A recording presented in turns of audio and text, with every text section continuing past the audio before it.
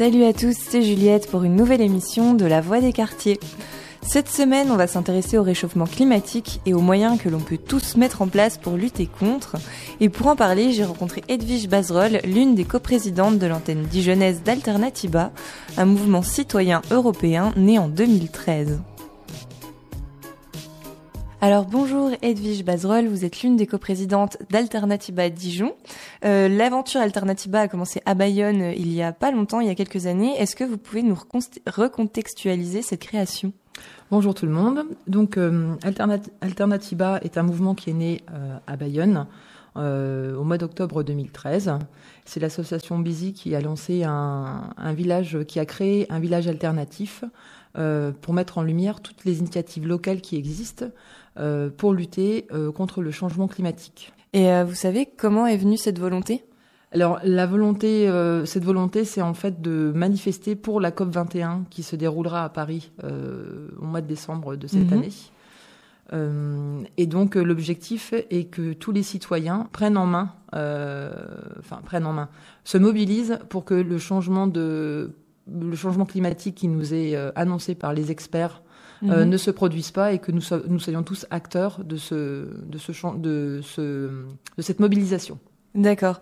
Et du coup, c'est né à Bayonne et là, il y a une antenne à Dijon. Comment elle s'est créée, cette antenne ? Alors, cette antenne a été créée à partir, on va dire, officieusement à partir du mois de novembre 2014. Oui, donc c'est tout récent. C'est absolument tout récent. Et en fait, ce sont quelques militants de différentes associations qui se sont réunis et qui se sont dit que à Dijon, il faut absolument que nous organisions un village des alternatives.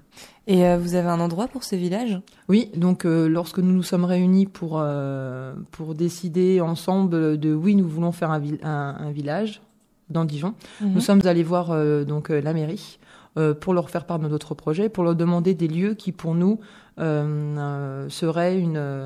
iraient dans l'image Alternativa.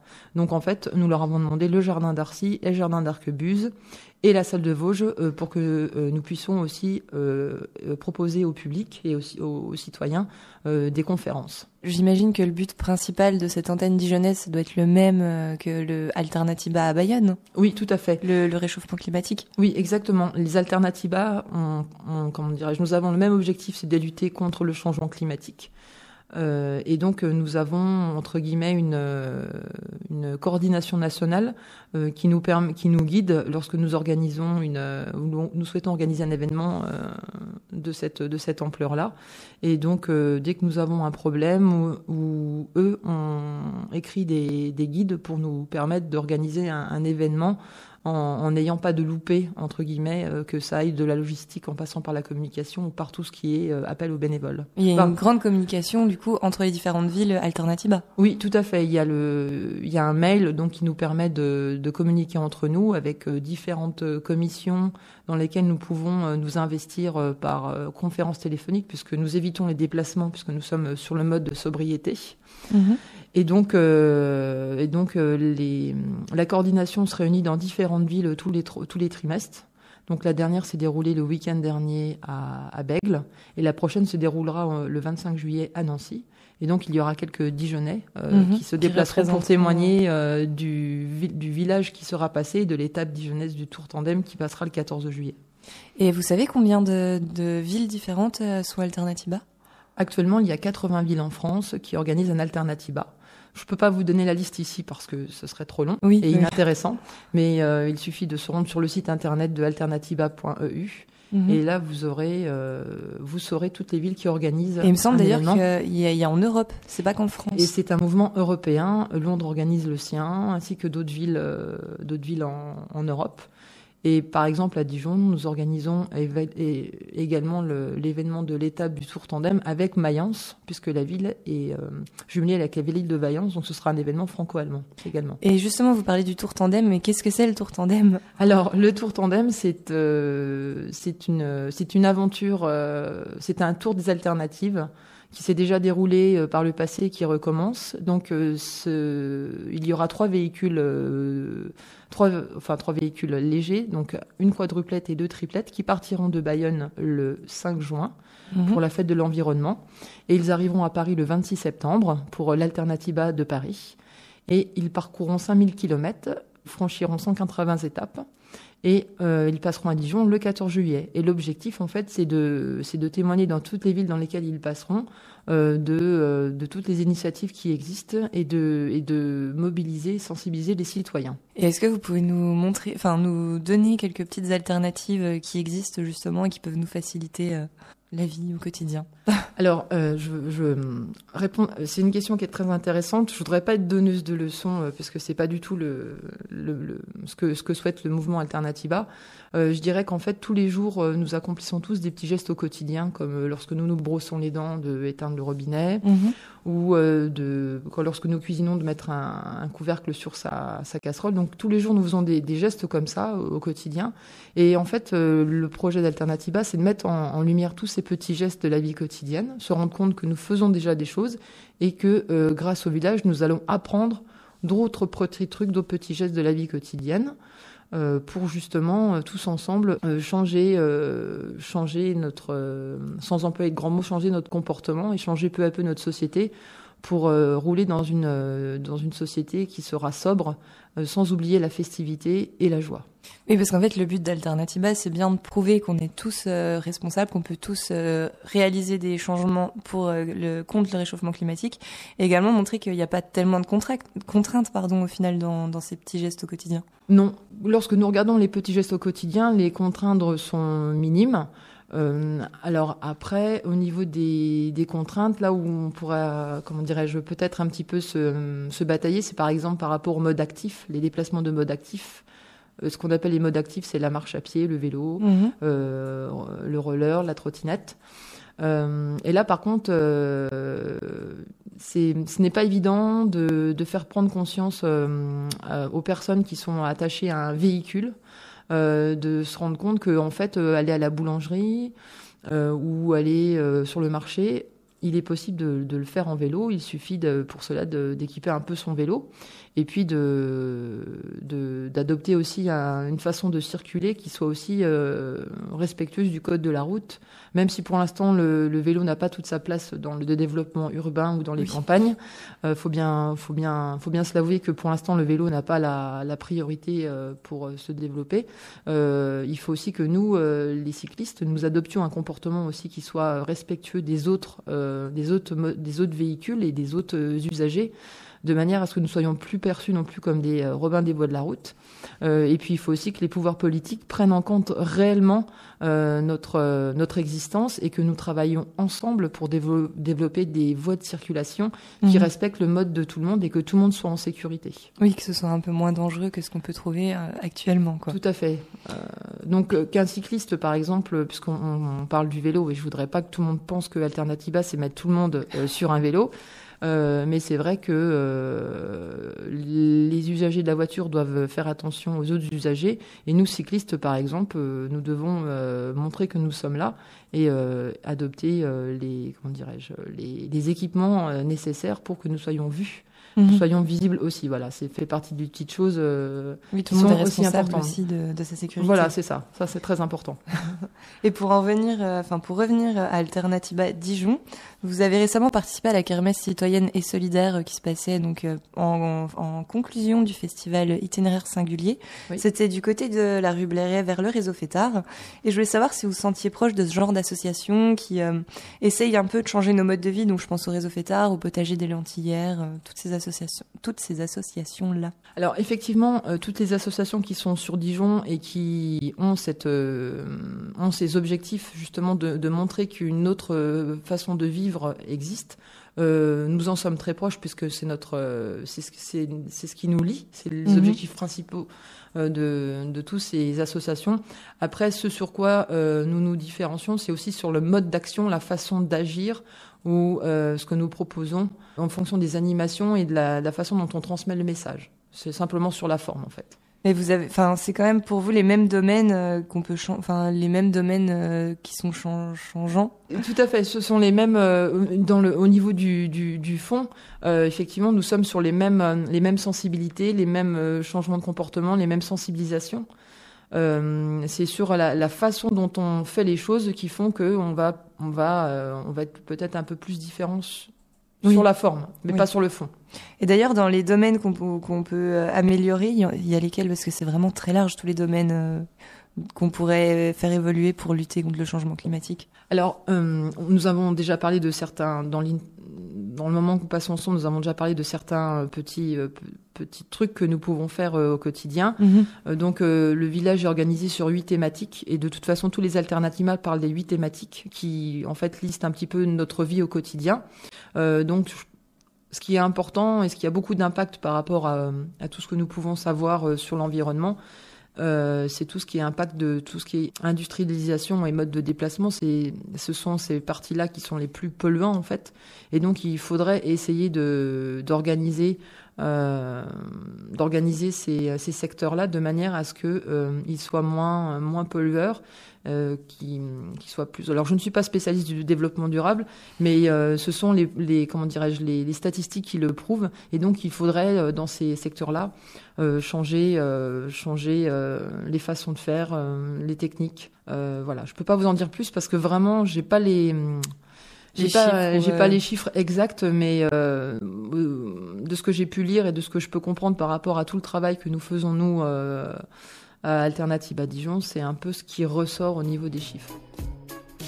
C'était Edwige Bazerolles, l'une des coprésidentes d'Alternatiba, qui revenait sur ce mouvement solidaire pour la voix des quartiers. On fait une pause musicale avec le dernier morceau de Ratatat, c'est Crime on Chrome. Il est sorti il y a tout juste 2 semaines, et on reprend juste après la suite de l'interview.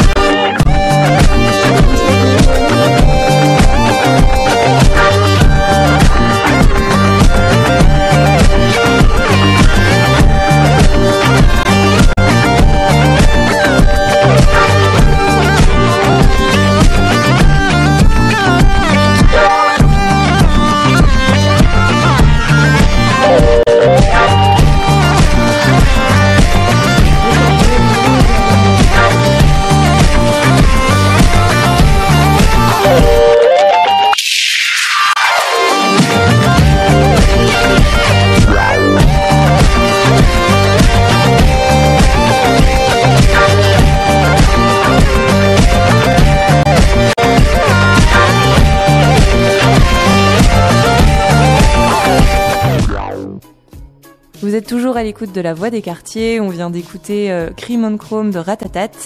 On reprend l'interview d'Edwige Bazerolles, l'une des coprésidentes d'Alternativa Dijon, pour en savoir un peu plus sur les dangers du réchauffement climatique et sur les solutions qu'on peut tous adopter pour lutter contre. Et d'ailleurs, en parlant des statistiques, est-ce que Dijon fait partie des bons ou des mauvais élèves au niveau des alternatives, en comparaison avec les autres villes françaises ?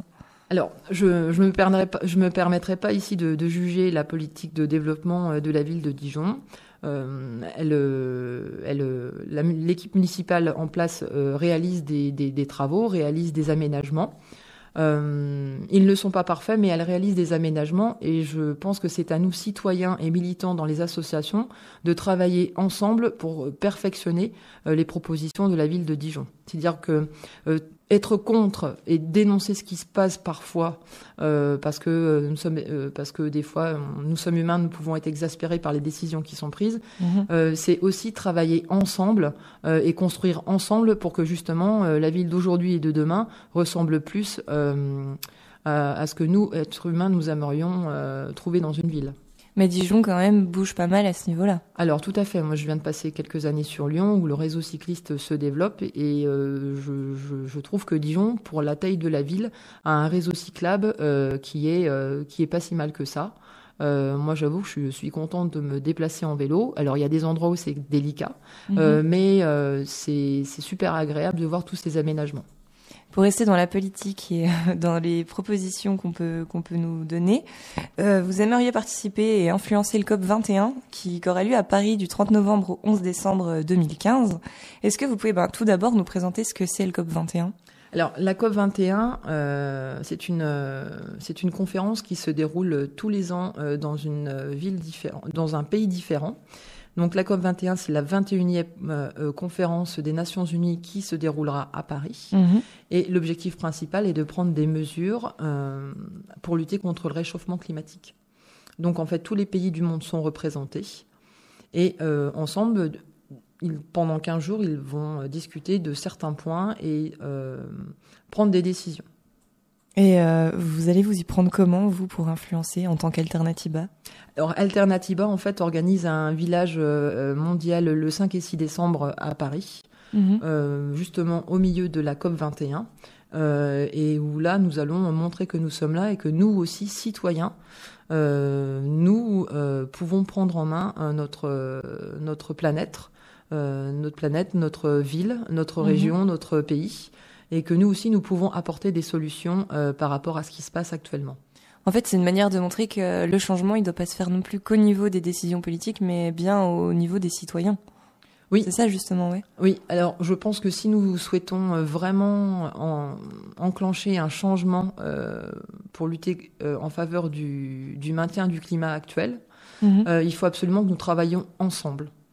Donc politique et citoyen. Voilà, que politique et citoyens, nous travaillons ensemble. Alors, à un moment donné, nous citoyens, quand on sent qu'on n'est vraiment pas entendu, nous sommes obligés de forcer un peu le dialogue, parce que des fois, il faut malheureusement agir dans un contexte un peu plus violent pour être entendu.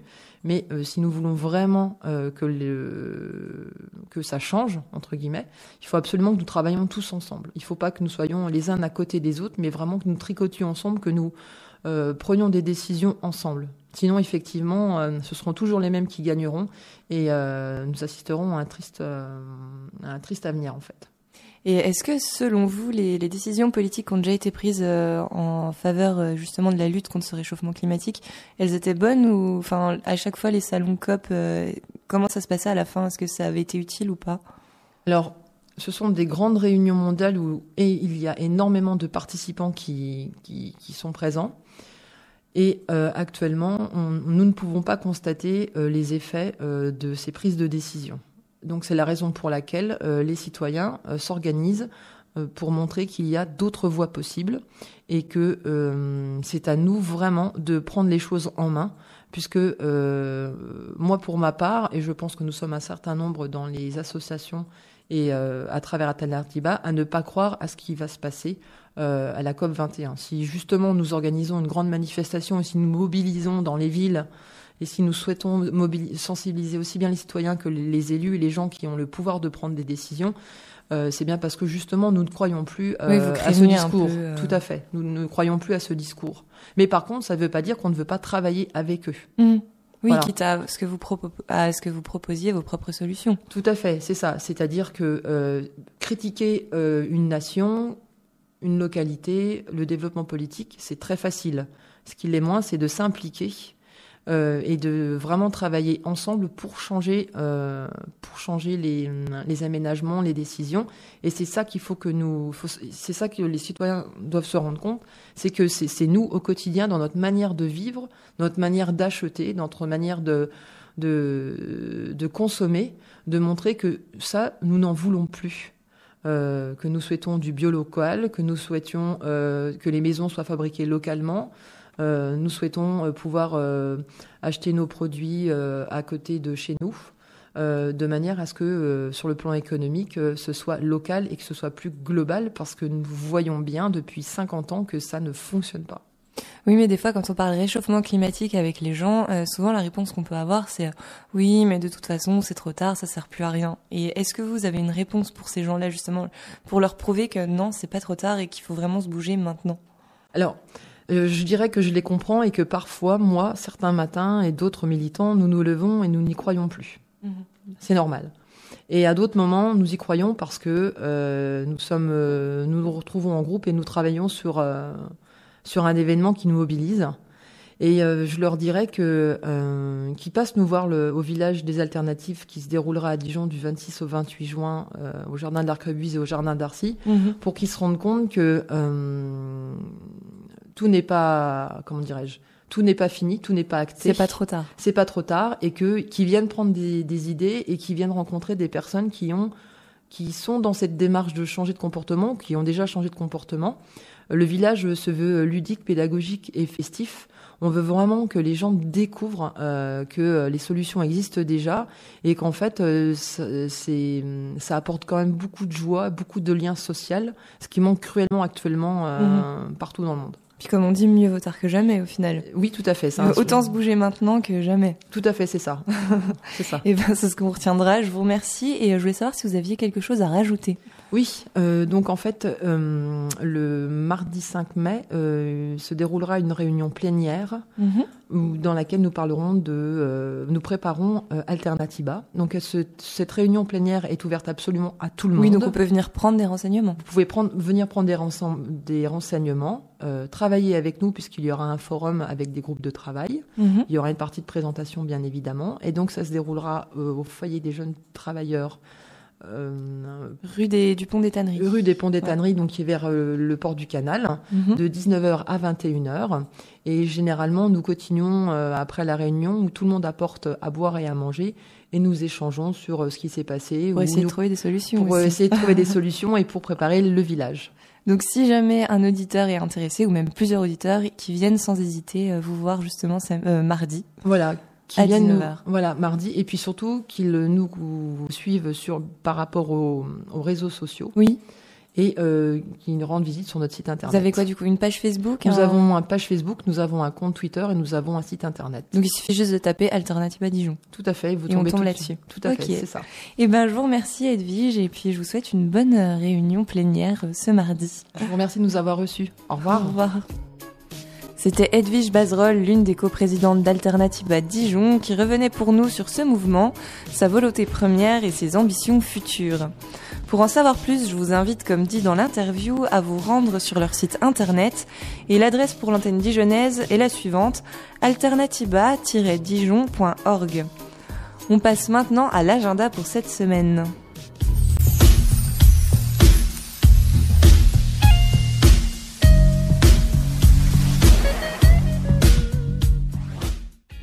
Dans le cadre du festival Cinevoce, la bibliothèque Centre-Ville La Nef projette le film italien Fantasmi a Roma, le mardi 5 mai à 20h en salle de conférence. Ce film d'Antonio Pietrangeli date de 1961.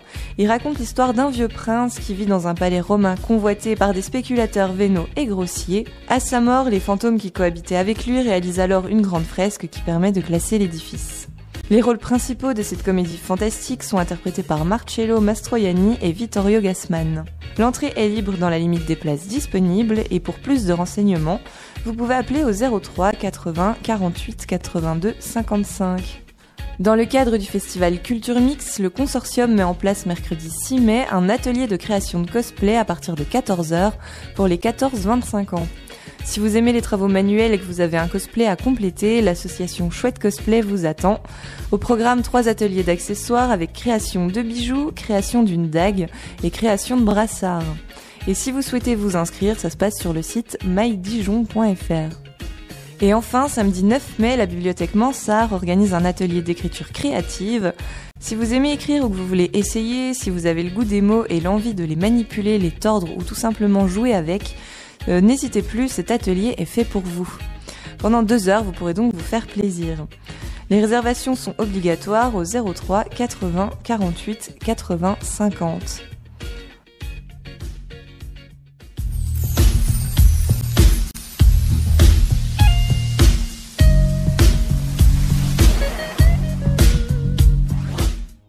C'est déjà la fin de La Voix des Quartiers. On se retrouve la semaine prochaine pour une nouvelle émission. En attendant, je vous souhaite une bonne semaine et une bonne écoute sur le 100 FM.